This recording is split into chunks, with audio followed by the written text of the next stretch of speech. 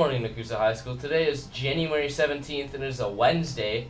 For birthdays today, we got Eric White Eagle. And for events, we have Key Club in the PD conference room during lunch. I pledge allegiance to the flag of the United States of America and to the republic for which it stands, one nation, under God, indivisible, with liberty and justice for all. With the semester coming to a close, it's important that we make sure we're passing our classes. With that, I interviewed Mrs. Sievers about our grades. Would you mind telling us your name, please? Sure. I am Mrs. Sievers. I am the high school counselor. First question, when is the deadline for the grades? So every teacher gets to set their own deadline for when they need assignments handed into them to make sure that they have enough time to grade them before end of semester. End of semester is January 18th, and then teachers have that Friday to get all of their grades finalized and reported back to me. What are some other things people can do to raise their grades? Obviously utilizing your classroom time and asking your teachers any questions that they can help with. But if that doesn't seem to be enough support, then I would recommend asking to be put into GAR during your study hall or coming into night school where we have a teacher available as well as student tutors. When should people aim to get their work in? As soon as possible. We're kind of in that home stretch of the semester where the earlier you get it turned into your teachers, the more time and capacity they have to grade it, and the more likely you are to earn full credit. What should people do if they are struggling with work? Again, make sure you're talking with your teacher, or if you have a classmate that you trust that you feel like understands the content a little bit better than you, utilizing advisory time to either go see that teacher or talk to your advisor if you're more comfortable with them. But also as a different resort or effort, students could also come to me if they have concerns about a specific class. Who can they ask Who can they ask for help with their work? Obviously a friend can help you with it. That does not mean that you're copying that friend's work, but if there's a specific piece that you're struggling with or you don't understand, sometimes, or I would say more often, that's the person that students are most comfortable with. But obviously my best piece of advice would be to go and ask the teacher of whatever class it is that you're struggling with work on. Final question? Yeah. What happens if they cannot raise their grade in the allotted time? Then honestly, because of the semester deadline, they will fail that class. It's a pretty hard deadline because we have to post grades, and those grades go onto a transcript, and once they're finalized, they're finalized. So that's why this deadline is so important. Thank you, Mrs. Sievers, for letting me interview you. Also, make sure you get your grades up in passing before the deadline. Now on to Landon with schedules. With the semester coming to an end, some people may want to change their schedules for next semester. I interviewed Mrs. Sievers and asked her a few questions about schedule changes. What are some reasons why we would change our schedules?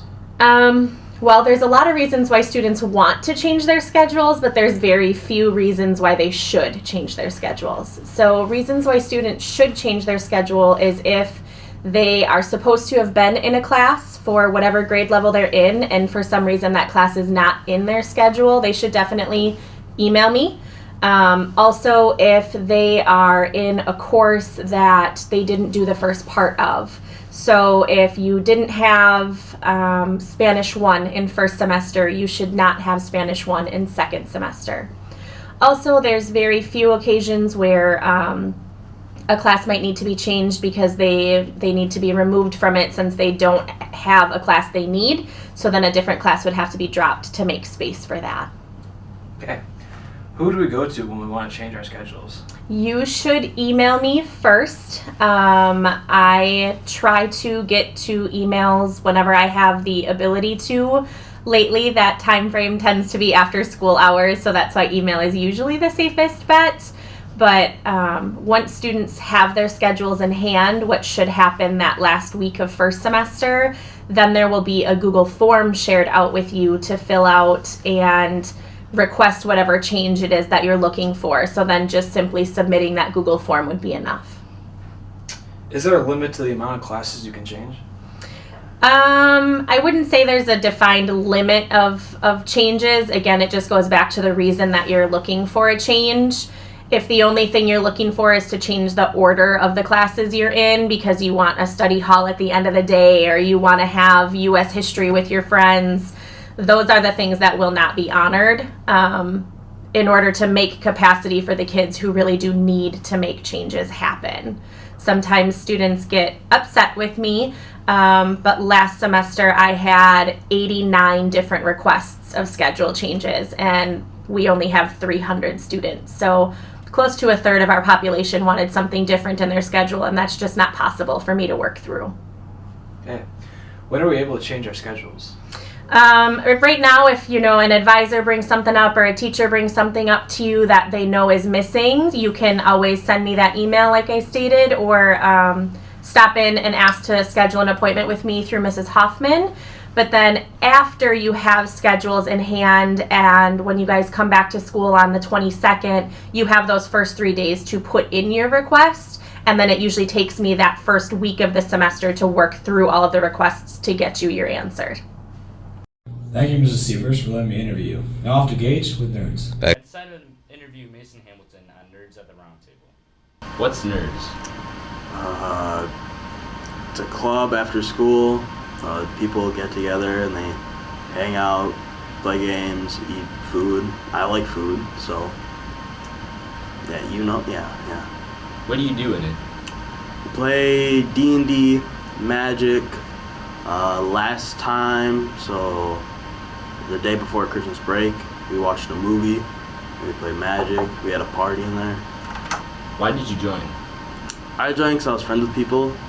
So last year, Simon Birch and Monty Peckham, they're seniors. They were like, you should join. It's fun. And then I joined, and I don't think they ever showed up after that. But I stick with it, and it's fun.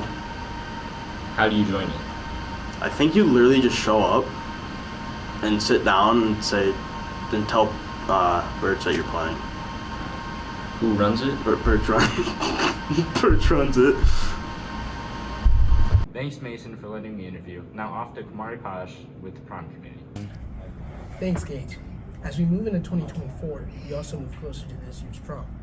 A lot of preparation goes into the event with the help of the prom committee. But you may be wondering, what is the prom committee? So I'm Shayla Clark. I'm Nikki Young. And we're part of the junior prom committee. So what is the prom committee?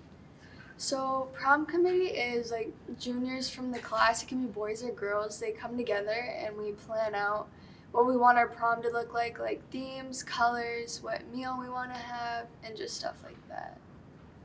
I heard that you guys did a fundraiser for the prom committee. Is that true? Yes, we did a bake sale at the boys' basketball game, and we raised over $400.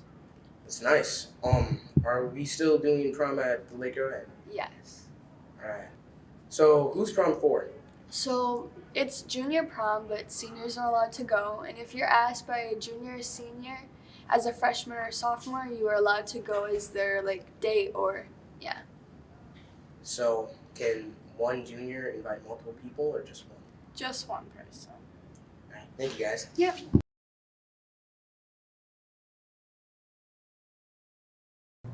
Thanks for watching. See you next time. Why did you guys say Olympic?